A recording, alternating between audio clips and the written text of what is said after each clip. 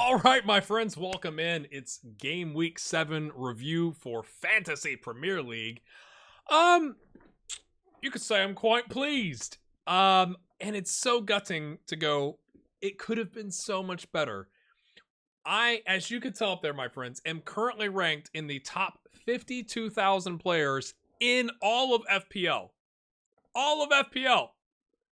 My goal this year is to be 10 times worse than that in the top 500,000.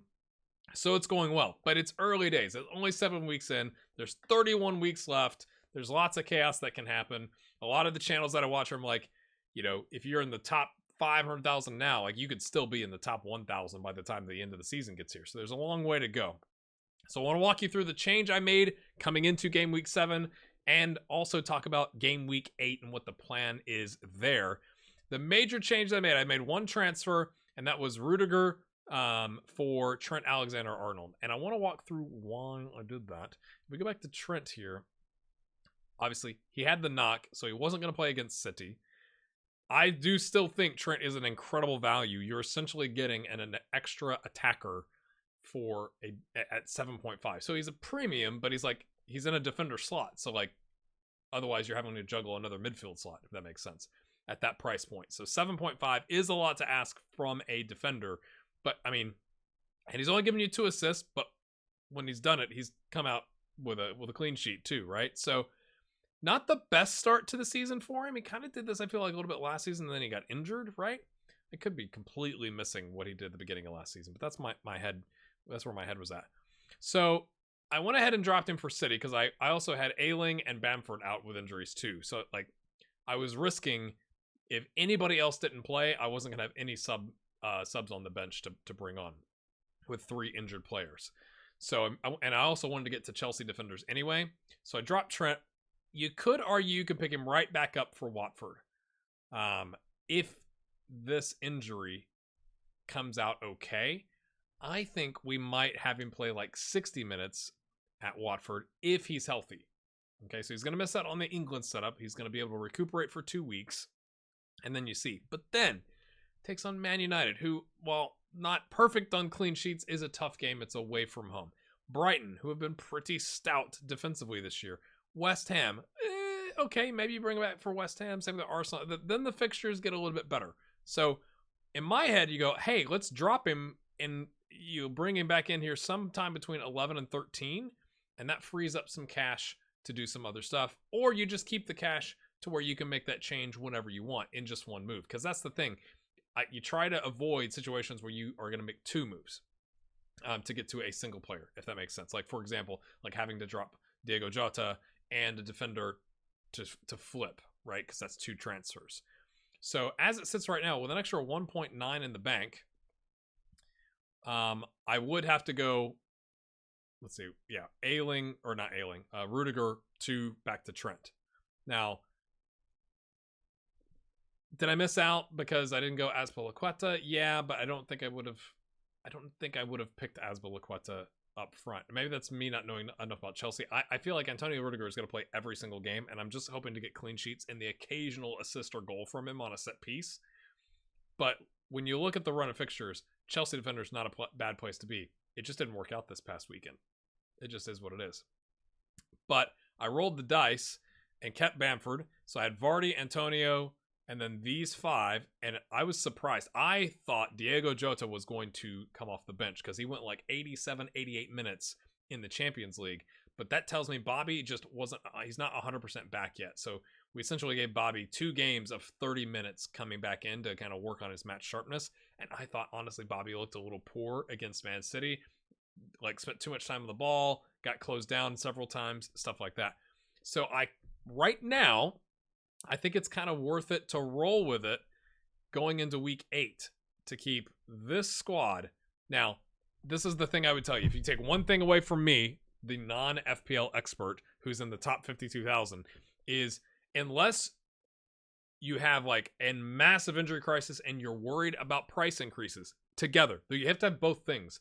It makes sense to do absolutely nothing for the next 2 weeks leading up to game week 8 because the international break. You've got players that could get positive tests on the way back or be forced to quarantine longer than expected. Right now, it seems like even for the players, like the Brazilian players going out, that they've figured something out where that's not going to be a problem.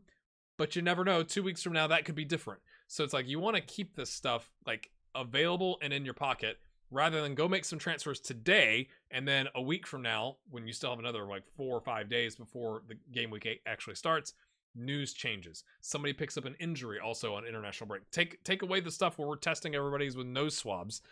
You still could pick up injuries and knocks and, you know, long-term injuries or whatever. Hopefully not, but you could with international break, right?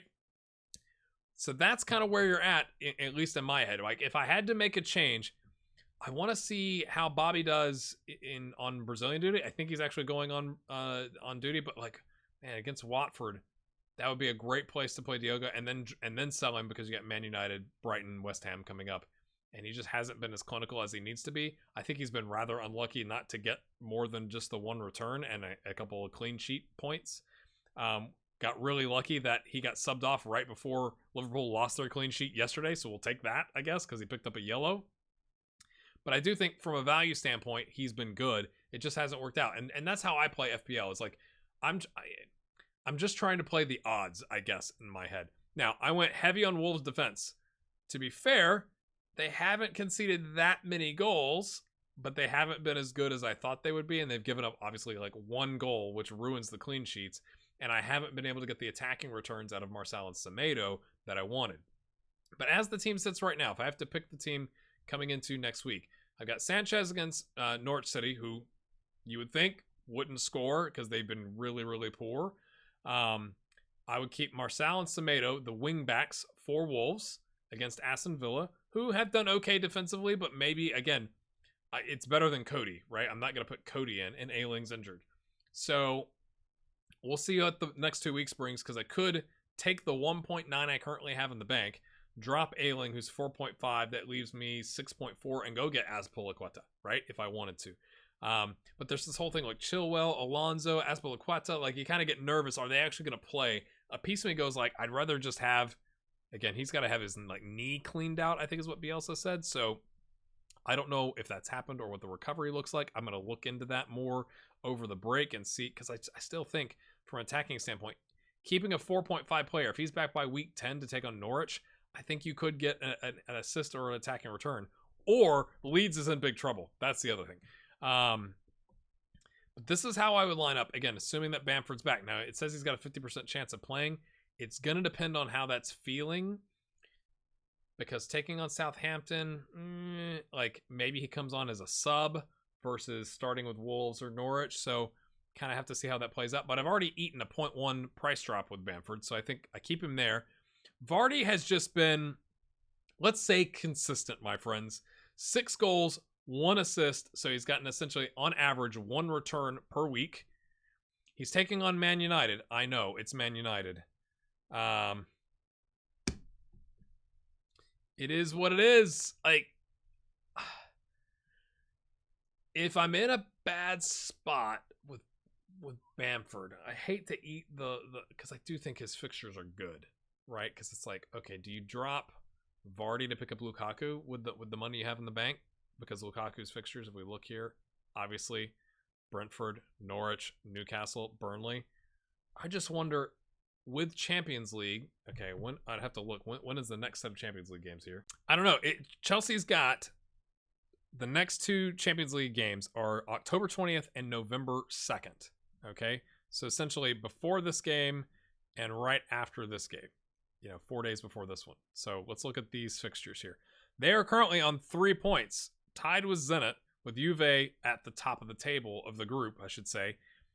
Obviously, it's Malmo, who are not very good. But will Thomas Tuchel go more aggressive on the game on the 20th, which is at home?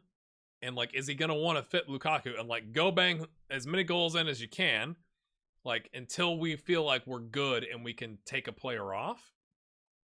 Because then you're thinking, well, it's Norwich, right? Lukaku hasn't been that good in terms of returns. He's a great player, but it's like, for me, Chelsea's got so much, like, so many places goals can come from. That's why I haven't jumped on the Lukaku hype train. I'd rather spread my bets out a little bit. Same thing with Ronaldo, right? You know, the news came out like 5 minutes before you had to lock in your players that Ronaldo was going to be on the bench rather than starting. So that's honestly what really helped me out this game week. I know I'm all over the place with this, but like that's what helped me out is I didn't captain let me go back to the points. I didn't captain Salah, so that's really I could have 26 points here and 2 here. That's a big swing from 17, right? That's a loss of like 11 points. So I'd be even better on the overall rank. But what helped me is not many people, it seems, have picked up Vardy, who I also could have captained and done better. It's been Ronaldo, Lukaku. I guess Bruno's fallen off a little bit, but those have been like the 2 big captains. And so if people like me captain Antonio or maybe Jimenez, like you miss out on a good chunk of your opposition in FPL because they captained Lukaku and Ronaldo, and they didn't do anything this past week. So that's what helped me, even though I missed out on captaining Mo Salah. Because otherwise, it was really quite a poor week, right? Ramsdale did well, and I played him versus Sanchez, who also had 6, so it wouldn't have really mattered. Marcel gets a bonus point here. Doucouré gets an assist. Lovely. Mo Salah, that goal he scored is... I told my kids, I hope you understand how good of a player you're getting to see here. Antonio did nothing, and then Vardy did Vardy things. So that's what helped me out, is that most people didn't captain Mo Salah against Man City. They captained Lukaku or Ronaldo, who also blanked, right? It's kind of what really helped me. Like I was at like 83,000 on rank, and I was like, oh, I'm gonna fall down to like 200 or 300, but still be happy because my goal is to be in the top 500. And instead, I went up 30,000 places, which is insane. But going back to this, like Leicester have not looked good. Like they essentially had 2 chances against Crystal Palace and scored 2 goals. That it was clinical, but they just haven't been that good, and then they conceded. So I go, if I could get a price rise, like if people started jumping on Vardy, you maybe could justify going to Lukaku just because of the fixture run. But again, I go, right now they are not locked in to get out of the group with Zenit and Juve. You would think they would be, for sure, but like current state, they are not. So how does Thomas Tuchel manage that over the coming weeks? Because you have so much attacking talent with Timo Werner, Kai Havertz. Pulisic hasn't played because he had COVID and all this other stuff going on. He doesn't seem to be favored right now. You got Mason Mount, who hasn't played. He's had a knock. So just go like, where are the goals going to come from? Versus with Leicester, you're thinking the goals are going to come from Vardy or Iheanacho if he starts playing consistently. So like you start playing those odds. Same thing. If Leeds are going to score, it's probably from Bamford or Rafinha, or they're involved with it. Same thing. Antonio. You've got Antonio and Benrahma, who have been outstanding. Now you could argue maybe you drop Antonio. He's on my list of potential because he didn't do anything against Brentford. Everton not easy, although Everton haven't been that good, and they've also been missing Dominic Calvert-Lewin, Richarlison. So like, you know, they've had some injuries. Tottenham suddenly look all right, you know, like a game at a time. Villa, it's not a wonderful set of fixtures, let's be honest. So his price is currently 8.0. The problem is, if you sell Antonio and you want to get him back, like down here, I'm only going to get, I think, 7.7 for him. Yeah, 7.7 as it sits right now. So where does that 0.3 come from? Is it better to hold on to him for a little bit? Or do you just say like, hey, move him on? 7.7 plus a 1.9 would give you 9.6. I'm not too excited about any of the other attacking players. I mean, you could argue Jimenez is you know, back to doing stuff because he got 2 assists and a goal. But Jimenez's fixtures aren't that like that's a short-term fix for me. When I look at the fixtures, do you go to an Ivan Toney and that's where it saves you the money to come back to him? I'm not sure. But the one thing I would tell you is don't do anything unless you have like 5 injuries and you're like, I've got to make some changes before I get nailed with price drops.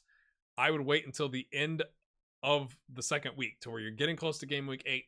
People are coming back from international duty. You'll know what injuries people have got. You'll know if they have to quarantine or whatever, and we take it from there. That's my takeaway, my friends. I am absolutely thrilled to be in the top 52,000. Like, are you freaking serious? Are you serious? It's unreal. Thanks for watching. Hit that like button. I'd love to know how's your team doing? You got any questions that you want my expert advice on? My expert advice is wait 2 weeks and then we'll talk about it then. But should you wildcard? A lot of people wildcard in week 7, or they were going to do it in week 8. Are you in that boat? And what are you going to do? We'll see you next time. Bye bye.